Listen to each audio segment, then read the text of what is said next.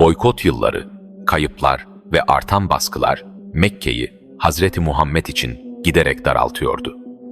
Hatice'nin vefatıyla evinin sığınağı, Ebu Talib'in vefatıyla toplumsal koruması ortadan kalkmıştı. Kureyş ileri gelenleri artık alaylarını gizleme gereği bile duymuyor, hakaretler ve tehditler açıkça dillendiriliyordu. Davet Mekke'de yankı bulmakta zorlanıyor, kalpler sertleşiyor, sözler duvarlara çarpıp geri dönüyordu. Bu noktada peygamber, tebliğin yalnızca alışılmış mekanlarla sınırlı kalmaması gerektiğini fark etti. Hakikat, kapılarını kapatan bir şehirde değil, belki başka bir beldede karşılık bulabilirdi. Bu düşünceyle yönünü Taif'e çevirdi. Taif, Mekke'nin güneydoğusunda, Sakif kabilesinin hakim olduğu, ekonomik ve siyasi gücüyle tanınan bir şehirdi. Daha serin iklimi, tarımı ve yerleşik yapısıyla Mekke'den farklı bir sosyal dokusu vardı. Hazreti Muhammed bu yolculuğa çıkarken ne bir askeri hazırlık yaptı ne de kalabalık bir toplulukla hareket etti. Yanında yalnızca Zeyd bin Harise vardı. Bu, yolculuğun amacını açıkça ortaya koyuyordu. Bu bir güç arayışı değil, bir tebliğ girişimiydi. Taif'te Sakif kabilesinin önde gelenleriyle görüşmeler yapıldı. Onlara tevhid anlatıldı. Putlara dayalı düzenin insanı nasıl yozlaştırdığı açıkça dile getirildi. Ancak bu çağrı, Sakif ileri gelenlerinde karşılık bulmadı. Aksine sözler tehdit olarak algılandı. Çünkü bu davet, yalnızca bir inanç değişimini değil, şehir düzeninin sorgulanmasını da beraberinde getiriyordu. Görüşmeler sonuçsuz kaldı. Fakat reddiye bununla sınırlı kalmadı. Sakif'in ileri gelenleri, halkı ve özellikle çocukları kışkırttı. Sokaklar bir anda düşmanlıkla doldu. Taşlar atıldı, hakaretler savruldu. Hazreti Muhammed şehirden ayrılırken yalnızca reddedilmiyor, açıkça saldırıya uğruyordu. Zeyd bin Harise taşlara karşı kendini peygamberin önüne siper etti. O yaralandı. Hazreti Muhammed'in ayakları kan içinde kaldı. Ayakkabıları kana bulandı. Şehrin dışına doğru ilerlerken bir bağa sığınıldı. Bu an sadece fiziksel değil, ruhsal olarak da yolculuğun en ağır noktasıydı.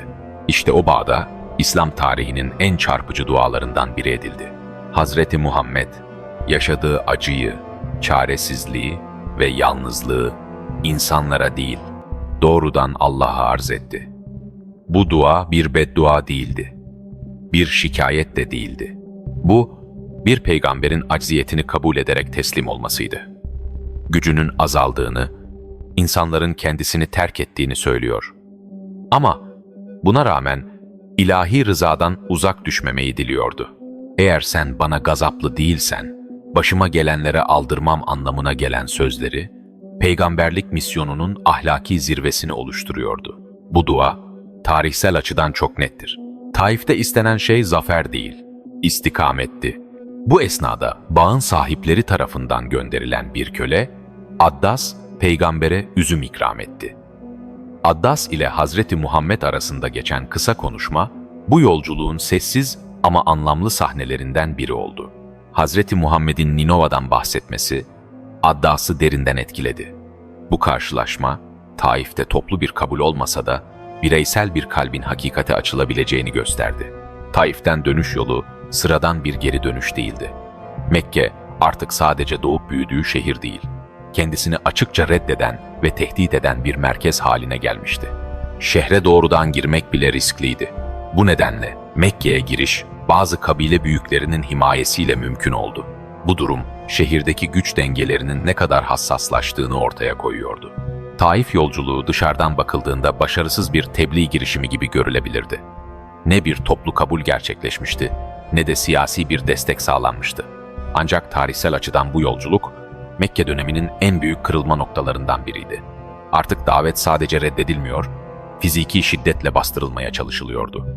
Bu noktadan sonra Hazreti Muhammed'in yükü daha da ağırlaştı. İnsani olarak yorgundu, toplumsal olarak yalnızdı. Fakat misyon olarak kararlıydı. Yeryüzünde kapıların kapandığı hissi ilk kez bu kadar derin yaşanıyordu. Ve işte tam bu dönemde yeryüzünde desteklerin tükendiği, kalplerin ağırlaştığı bu eşikte tarihin yönünü değiştirecek bambaşka bir hadise yaşanacaktı. Bu hadise, bir şehirden diğerine değil, yerden göğe uzanan bir yolculuğun başlangıcı olacaktı. Çünkü ilahi mesaj, insan desteğinin tükendiği yerde devreye girer. Bir gece, Mekke'nin gündüz gürültüsü susmuştu. Kabe'nin etrafında dolaşan kalabalık dağılmış, çarşılar kapanmış, putların gölgeleri ay ışığında uzamıştı. Hazreti Muhammed, yaşadığı onca baskının, kaybın ve yalnızlığın ardından Rabbine yönelmişti. Bu bir kaçış anı değildi. Bu, teslimiyetin en saf haliydi. Ve tam bu anda vahyin taşıdığı en sarsıcı cevap geldi. Kur'an bu olayı açık ve net bir cümleyle başlatır. Kulunu bir gece Mescid-i Haram'dan, çevresini mübarek kıldığımız Mescid-i Aksa'ya götüren Allah, her türlü eksiklikten münezzehtir. Bu ayet, İsra'nın çerçevesini çizer. Bir gece yolculuğu, Mekke'den Kudüs'e. Bu yolculuk, İslam tarihinin en çok tartışılan ama en net anlam taşıyan hadiselerinden biridir. Erken dönem İslam kaynaklarında, İsra'nın beden ve ruh birlikteliğiyle gerçekleştiği kabul edilir. Bu, bir sembol anlatısı değil, ilahi kudretin doğrudan bir müdahalesidir. Çünkü burada amaç, aklı ikna etmek değil, imanı sınamaktır. Hazreti Muhammed, Cebrail eşliğinde Mescid-i Aksa'ya ulaştığında, orada tarihsel bir sahne yaşandı. Kendinden önce gönderilen peygamberlerle buluştu ve onlara imam oldu. Bu sahne, bir üstünlük ilanı değildi. Bu, tevhid mesajının tarih boyunca tek bir merkezden aktığını gösteren güçlü bir semboldü.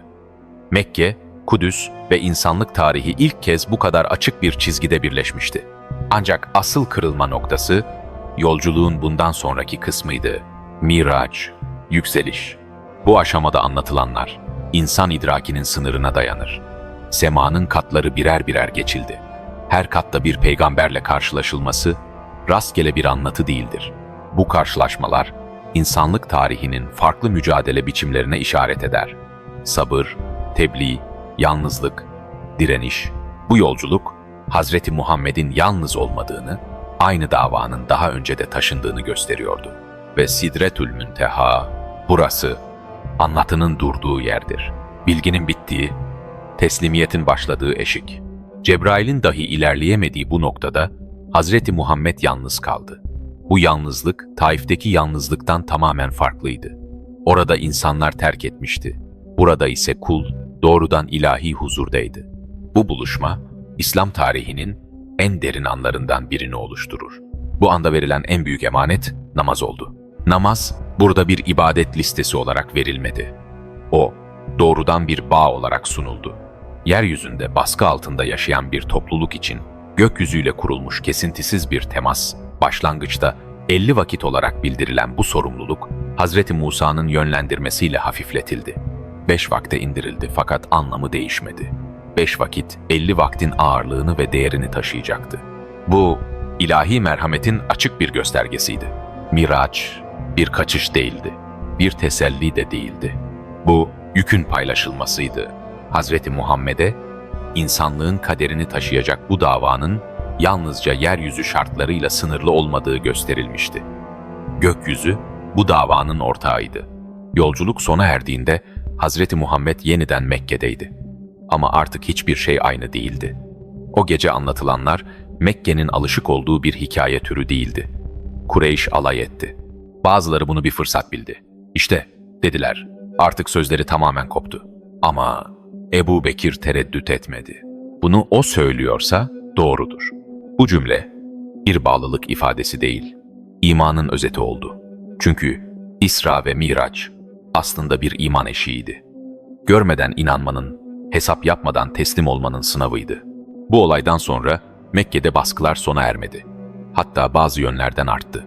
Fakat artık Müslümanların elinde yeni bir merkez vardı. Namaz. Evlerde, dar alanlarda, gizli buluşmalarda, günde 5 kez gökyüzüyle bağ kuran bir topluluk oluşmuştu. Yeryüzünde yalnız görünen bu insanlar aslında ilahi bir destekle ayakta duruyordu. İsra ve Miraç, bu yüzden bir mucizeden çok daha fazlasıdır. Bu, bir yön tayinidir, bir hazırlıktır ve yaklaşan büyük göçün, büyük dönüşümün sessiz habercisidir. Çünkü Mekke artık dar gelmeye başlamıştı ve tarih yeni bir şehir için hazırlanıyordu.